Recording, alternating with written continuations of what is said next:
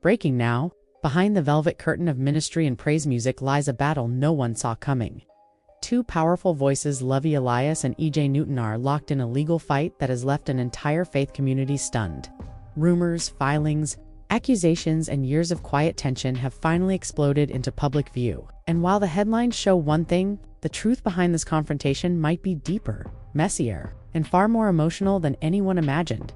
For years, Lovy Elias and E.J. Newton were respected names in worship and faith circles. Their music, messages, and influence shaped congregations, conferences, and social media spaces around the world. Lovy was known for emotional worship moments and a magnetic presence that drew crowds. E.J. was known for raw truth-telling, challenging norms, and calling out issues many avoided. But behind the scenes, cracks had been forming, quiet disagreements, whispered concerns, private frustrations, and now those hidden tensions have burst into the open. What began as spiritual leadership and ministry suddenly turned into a courtroom drama, with millions of eyes watching. And once lawyers got involved, the story became something much bigger than a simple dispute. Before diving into the lawsuit itself, it's important to understand how these two men rose to prominence, because their journeys shaped the collision that was coming. Lovy Elias didn't just appear on the scene, he ascended. Rapidly, his music stirred emotion, his stage presence captivated audiences, and his confidence created an aura people admired or questioned. Concert halls filled, conferences booked him months in advance, and his social media influence grew exponentially. His supporters believed he carried a spiritual depth rare for someone his age, but with influence came scrutiny. Fans, ministry, peers, and even critics online watched closely, questioning whether the man behind the microphone fully matched the persona projected on stage. Meanwhile, E.J. Newton was rising through a very different path. E.J. wasn't trying to be a classic worship leader or celebrity pastor. He presented himself as a truth teller, someone unafraid to speak on uncomfortable topics. Financial transparency. In ministry, leadership accountability, questionable practices. E.J. talked about it all. His courage gained him a loyal following, but it also made him a target for critics who felt his approach was too bold, too aggressive, or too disruptive. Two rising voices, two different styles. One driven by worship influence, the other by outspoken challenge. It was only a matter of time before their paths crossed, and when they finally did, the impact was explosive. At first, there were only murmurs, online posts questioning motives, rumors about disagreements, speculation about jealousy, conflict, or ego. Nothing concrete, nothing confirmed. But insiders claimed tension had been building for years, long before the public ever noticed. Then it happened the moment everything shifted into the public arena. Lovy Elias filed a lawsuit against E.J. Newton, and that changed everything. This wasn't a small claim or petty dispute. Reports circulated that the lawsuit involved multiple allegations with damages reaching up to $10 million. The number alone sent shockwaves across the faith community. People asked, how did it get this serious? What happened behind closed doors? Why now? The official court filings told part of the story. According to the complaint filed in California, Lovy accused E.J. of publishing false statements damaging his public reputation, painting him in a misleading and harmful light, inflicting emotional distress. Through extreme behavior, the case centers heavily on alleged statements E.J. made online.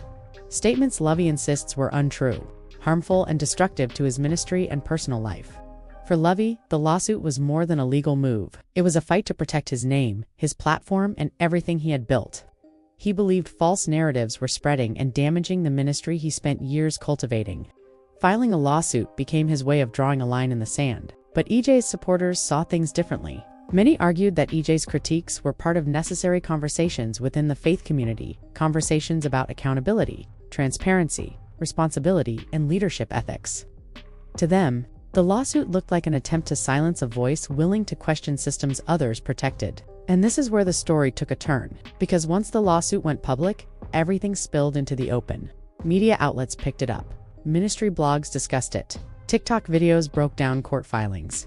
Reddit threads debated every detail. Instagram Reels circulated clips and commentary. Followers on both sides created a storm of opinions that spread faster than the legal team could respond. Suddenly, spiritual leadership became a trending topic, and with that trend came unverified claim speculation. Theories, insider whispers. Some talked about financial disagreements. Others mentioned content ownership issues. A few posts hinted at personal conflicts long hidden behind smiles and public unity. None of it confirmed, all of it swirling around the lawsuit like a cloud of smoke.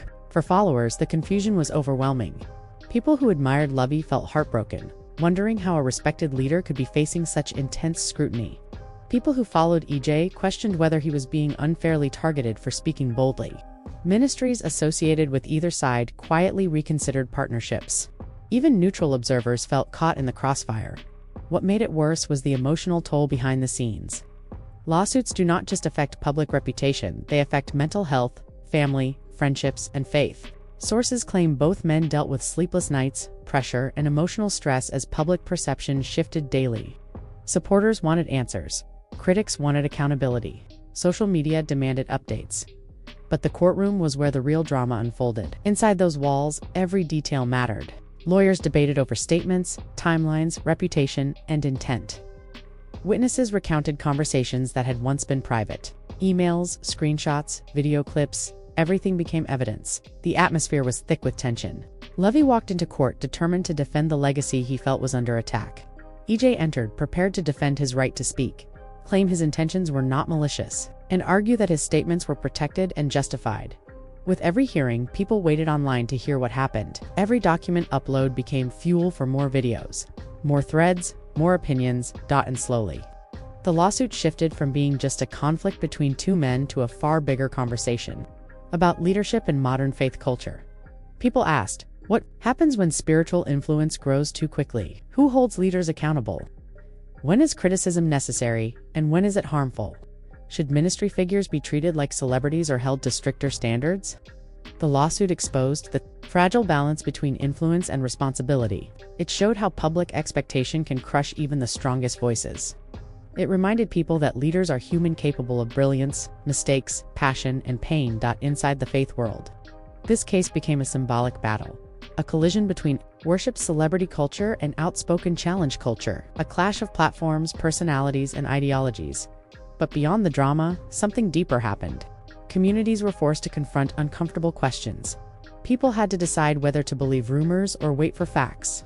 Congregations had to navigate conversations that pastors usually avoid. And content creators discovered how powerful and dangerous viral commentary can be when legal cases are involved. Even today, the lawsuit remains a live wire. New motions could be filed. More documents could surface. Witnesses could come forward. Any shift could change the narrative instantly. And because both men have large followings, every development sends shockwaves through thousands of people. This story isn't finished. It may take months or years to fully unfold, but the lessons it brings are already clear. Leadership is heavy. Influence is fragile. Public platforms amplify everything: truth, mistakes, critiques, and consequences. And when spiritual leadership collides with public controversy, the fallout touches more than the people involved. It reaches every follower watching from the sidelines. At its core, the Lovy Elias versus EJ Newton case is not about winning or losing. It is about identity, community, accountability, and the struggle to maintain integrity in a world where information spreads faster than clarity. People will debate who was right and who was wrong. They will analyze every statement, every filing, every social media post. But behind all the noise, two human beings must face the reality that their words, actions, and influence have shaped a battle they can no longer control. And for everyone watching, one message rings louder than all the controversy. Look beyond the headlines. Ask deeper questions. Understand before assuming. And never forget that public figures, no matter how inspiring, are still people navigating pressure, expectations, and mistakes. This lawsuit may change reputations. It may shift ministries. It may alter careers. But more than anything, it exposes the truth that influence comes with responsibility and scandals. No matter how hidden at first, have a way of finding the light. And as this story continues to unfold, one thing is certain: the faith community will never look at spiritual leadership the same way again.